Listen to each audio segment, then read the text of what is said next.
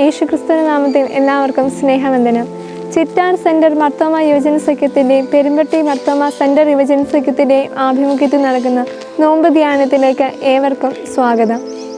ഇന്ന് സഭയായി തിരഞ്ഞെടുക്കുന്ന വേദഭാഗം വിശുദ്ധ മത്തായി എഴുതിയ സുവിശേഷം 26-ാം അധ്യായം 45 മുതൽ 75 വരെയുള്ള വാക്യങ്ങളെയാണ്. ഈ ഒരു ഭാഗത്തെ ക്രിസ്താനുഭവം മതരാഷ്ട്രീയ നാടകങ്ങളും എന്നാണ് നമുക്ക് തലക്കെട്ടായിട്ട് കൊടുക്കുന്നത്. 3 ഭാഗമായിട്ടാണ് ഈ ഒരു വാക്യത്തെ നമ്മൾ തിരിച്ചിരിക്കുന്നത്. 45 മുതൽ 56 വരെയുള്ള ഭാഗങ്ങളും 57 മുതൽ 68 വരെയുള്ള ഭാഗങ്ങളും 69 മുതൽ 75 വരെയുള്ള ഭാഗങ്ങളുമായിട്ടാണ് നമ്മൾ തിരിച്ചിരിക്കുന്നത്. ഈ ഒരു 3 ഭാഗങ്ങളിലേക്ക് നമ്മൾ കടന്നു വരുമ്പോൾ നമുക്ക് ഒരു ഒറ്റക്കൊടുക്കൽ, തള്ളിപ്പറിച്ചിൽ, അതിനിടയിൽ ഒരു ദൈവദൂഷണം എന്നിവ നമുക്ക് കാണുവാനായിട്ട് സാധിക്കുന്നുണ്ട്.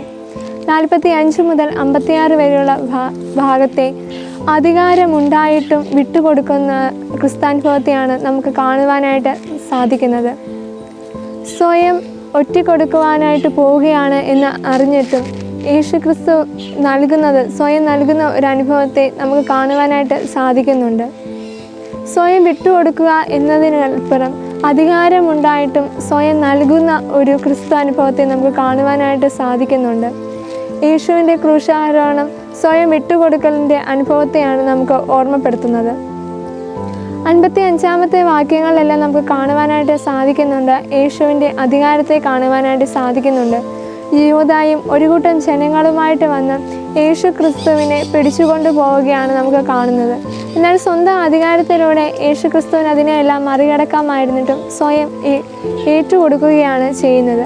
നാം ഓരോരുത്തരും ഈ ഒരു നോമ്പിൻ്റെ കാലഘട്ടത്തിൽ സ്വയം നൽകുവാനായിട്ട്, സ്വയം ഏറ്റുകൊടുക്കാനായിട്ട് നമ്മൾ നമ്മുടെ മനസ്സുകളെ ഒരുക്കേണ്ടതാണ്. 2-ാമത്തെ ഭാഗം എന്ന് പറയുന്നത് 57 മുതൽ 68 വരെയുള്ള ഭാഗമാണ്.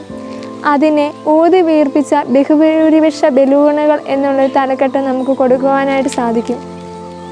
കയ്യഫായുടെ മുൻപിലേക്ക് യേശുക്രിസ്തുവിനെ കൊണ്ടുവരികയാണ് വിസ്തരിക്കുവാനായിട്ട്. യേശുക്രിസ്തുവിൻ്റെ മേൽ ആക്ഷേപിച്ചിരിക്കുന്ന 2 പ്രധാന കുറ്റങ്ങളാണ് രാജ്യദ്രോഹവും ദൈവദൂഷണവും. ആവർത്തന പുസ്തകം 17-ാം അധ്യായത്തിലേക്ക് നമുക്ക് കടക്കുമ്പോൾ കാണുവാനായിട്ട് സാധിക്കുന്നുണ്ട്. മരണശിക്ഷ വിധിക്കാവുന്ന കുറ്റമാണ് രാജ്യദ്രോഹവും ദൈവദൂഷണവും എന്ന് പറയുന്നത്. ആ ഒരു കുറ്റങ്ങൾ തന്നെയാണ് യേശുക്രിസ്തുവിൻ്റെ മേൽ ആരോപിച്ചിരിക്കുന്നത്. 2 കള്ളസാക്ഷികളെ നമുക്കിവിടെ കാണുവാനായിട്ട് സാധിക്കുന്നുണ്ട്. ആവർത്തന പുസ്തകം 17-ാം അധ്യായം 5-6 വാക്യങ്ങളിൽ കാണുന്നുണ്ട്. 2 സാക്ഷികൾ ഉണ്ട് എങ്കിൽ നമുക്ക് അവരുടെ മേൽ മരണശിക്ഷ ചുമത്തുവാനായിട്ട് സാധിക്കുന്നത്. അങ്ങനെ യേശുക്രിസ്തുവിൻ്റെ മേൽ കുറ്റങ്ങൾ ചുമത്തി യേശുക്രിസ്തുവിനെ വിസ്തരിക്കുന്നതായിട്ട് നമുക്ക് കാണുവാനായിട്ട് സാധിക്കുന്നുണ്ട്. ഊതി വീർപ്പിച്ച ബഹുഭൂരിപക്ഷ ബലൂണുകളാണ് യേശുക്രിസ്തുവിൻ്റെ ക്രൂശാരോഹണത്തിലേക്ക് യേശുക്രിസ്തുവിനെ നയിച്ചുകൊണ്ടിരിക്കുന്നത്. നമ്മൾ ഓരോരുത്തരും ഇന്ന് ജീവിക്കുന്നത് ഇതുപോലെ ഊതി വീർപ്പിച്ച ബഹുഭൂരിപക്ഷ ബലൂണുകളുടെ നടുവിലാണ്. നമുക്ക് സ്വയം ചിന്തിക്കുവാനും സ്വയം മാറുവാനുമുള്ള ഒരു സമയം കൂടിയാണ് ഈ ഒരു നോമ്പ് കാലഘട്ടം നമുക്ക് വേണ്ടി ഒരുക്കുന്നത്. 3-ാമതായിട്ടുള്ള ചിന്തയാണ് ആത്മഭാരം പേറുന്ന തള്ളിപ്പറിച്ചിലുകൾ. അതിനുവേണ്ടിയുള്ള വാക്യമാണ് 67 മുതൽ 75 വരെയുള്ള വാക്യങ്ങൾ. പത്രോസ് ദൈവത്തെ 3 പ്രാവശ്യം തള്ളി പറയുന്നതായിട്ട് നമുക്ക് കാണുവാനായിട്ട് സാധിക്കുന്നുണ്ട്. ആ ഓരോ തള്ളിപ്പറിച്ചിലുകൾക്ക് ശേഷവും പത്രോസിൻ്റെ ഉള്ളിൽ ഒരു ആത്മഭാരം നിറയുന്നതായിട്ട് കാണാൻ സാധിക്കുന്നുണ്ട്. തള്ളിപ്പറിച്ചിലുകൾക്ക് ശേഷമാണ് പത്രോസ് വീണ്ടും അതിനെ ഓർത്ത് പശ്ചാത്തപിക്കുന്നത്. നീ എന്നെ വീണ്ടും സ്നേഹിക്കുന്നുവോ എന്നുള്ള ചോദ്യത്തിൽ പത്രോസ് വളരെയധികം ആത്മഭാരത്തോടെയാണ് ദൈവത്തെ തള്ളിപ്പറഞ്ഞതിനെ കാണുന്നത്.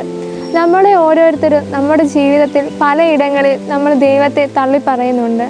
നമ്മൾ പലയിടങ്ങളിൽ ദൈവത്തെ മാറ്റി നിർത്തുന്നുണ്ട്. ഒരു ആത്മഭാരം, ഒരു പശ്ചാത്താപം നമ്മുടെ ഉള്ളിൽ ഉണ്ടെങ്കിൽ വീണ്ടും നമുക്ക് ക്രിസ്തുവിലേക്ക് തിരിച്ചെത്തുവാൻ, ക്രിസ്തുവിനോട് അടുക്കുവാനുള്ള സാധ്യതകൾ നമുക്ക് മുൻപിലുണ്ട്.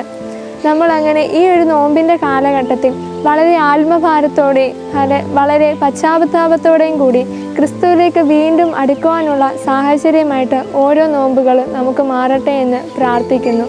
നിങ്ങളെല്ലാവരെയും യേശുക്രിസ്തു അനുഗ്രഹിക്കട്ടെ.